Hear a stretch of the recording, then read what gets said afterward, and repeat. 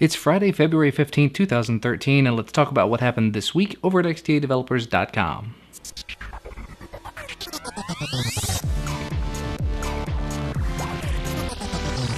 First off, anytime there is an AOSP update, of course it makes big news, and we do make sure to talk about it here on XDA. Well, this week Google pushed another official update to the AOSP. Android version 4.2.2 is now available for certain Nexus devices. However, given the version number of 4.2.2, you should probably assume that it is a relatively minor version increase. There's not a whole lot that's new about it. One of the big things that has been added is the idea of an ADB whitelist, which essentially when you connect your device to your computer using your USB cable, you start up ADB and connect to it. It's going to pop up and ask you for RSA information, ask you to confirm it at least, which should be a good security benefit for the future. They've made some changes in the way that downloads works, in that it shows you now a download progress bar that actually has a percentage on it and a countdown timer and things like that. They've added some new sounds for wireless charging and low battery alerts, and in a bit of an odd move, they've made some changes to the toggles that come in Android 4.2 so that Wi-Fi and Bluetooth specifically, you can actually toggle them on and off using the toggle buttons, but you have to hold the button.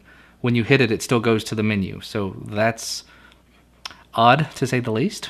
There's also been some speculation as to whether or not they've put in some Bluetooth fixes. Supposedly they have, but it has not been officially reported one way or the other. If you have the current generation GSM Galaxy Nexus, the Nexus 7 or the Nexus 10, you can go ahead and sideload this installation. They should be showing up over the air for some of these devices in the very near future.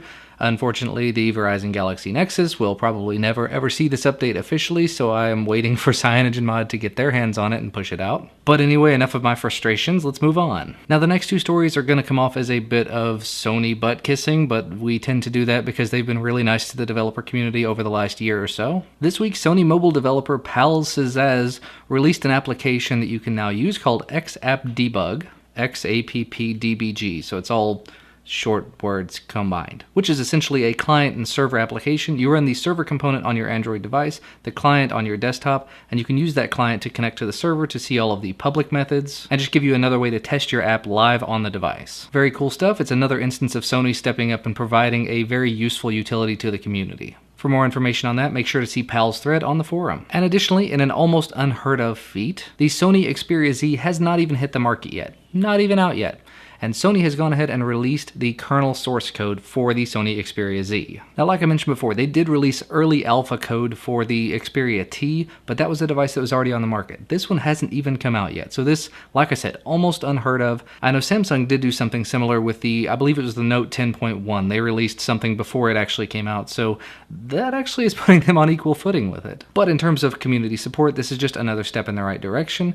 Allows people to get their hands on this code, start working on ROMs and custom patches and mods and whatever else for the device before it even hits shelves. So once again, 2 thumbs up for that one. And of course, if you're interested in learning more about it, you can always read up more on the forum or head on over to Sony's open source development download site. And one last thing, if you haven't seen it already, TK put out an app review this week as usual. This one was a gesture-based launcher showdown between LMT and Trigger. I'll be honest, I'm not really familiar with either one of them, and I haven't had a chance to watch TK's video yet. But from what I understand, LMT is actually the launcher that's being used by the Paranoid Android team in Paranoid Android 3, so it should be a very interesting video just to sort of compare and contrast between it and another known launcher of the same kind. So if you haven't seen that video already, I do recommend taking a look. I haven't seen it myself, so I'll probably go watch it while I'm editing this video. Anyway, that's going to be all from me for today. As always, thank you so much for watching. Make sure to hit that like button if you like this video, and subscribe to receive our content as soon as it becomes available, and I will see you on Monday.